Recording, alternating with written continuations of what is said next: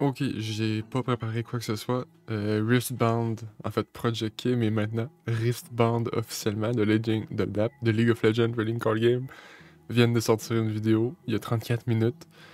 Euh, donc ils révèlent officiellement le nom. On voit ici que ils ont clairement compris que change que les joueurs voulaient du changement sur le card frame, les dessins et tout et tout. Donc ils ont changé, ils ont écouté, donc ce qui est vraiment très bien à voir. Ici on a le logo officiel du jeu, très très beau.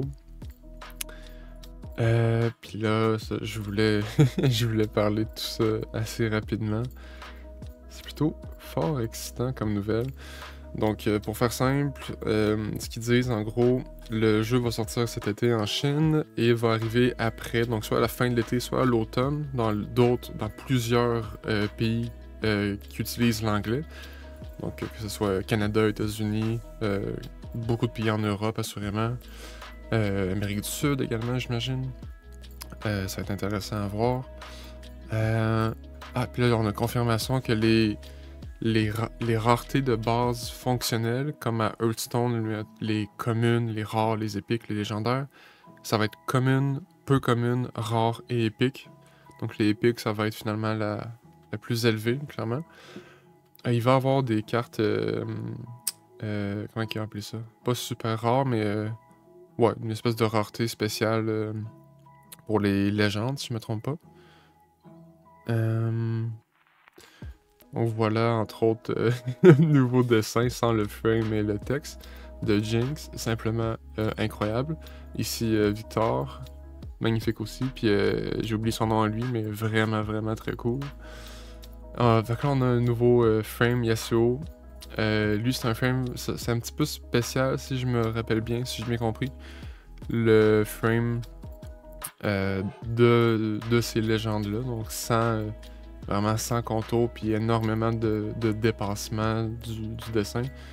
Mais c'est magnifique, surtout comparé à ce que c'était avant. Donc il y a vraiment un gros travail sur ça.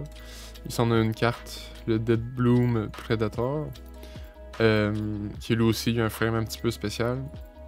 Mais ça, c'est tellement mieux que ce que c'était. Même si c'est pas le frame de base, mais ça donne une bonne idée de la direction qu'ils ont pris avec le jeu. Et la Super Mega Death Rocket de Jinx. Vraiment très cool aussi. Si j'ai bien compris, ils ont dit qu'il va avoir. euh, Ils ont dit qu'il va avoir une espèce de boîte prête à jouer, une espèce de all-in-one pour commencer le jeu et jouer avec des amis.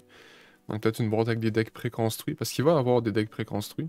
En fait, les légendes qu'on a vues plus tôt, ce sont les decks préconstruits qui vont sortir. Mais ça, je pense qu'il va avoir une boîte,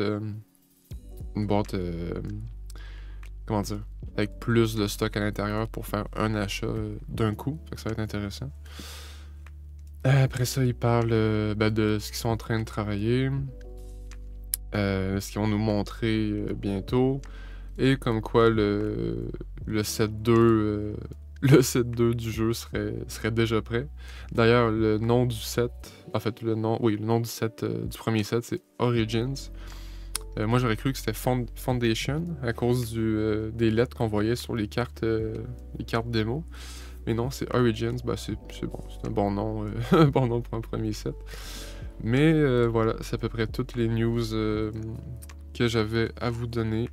Donc la date, les nouveaux frames, les paquets, les boîtes qui vont sortir en deck préconstruit et une boîte avec plusieurs items à l'intérieur, assurément, les raretés. Donc voilà, dès qu'on a plus d'infos, je vais m'assurer de les partager comme j'ai fait ici en quelque sorte. Donc voilà, à la prochaine.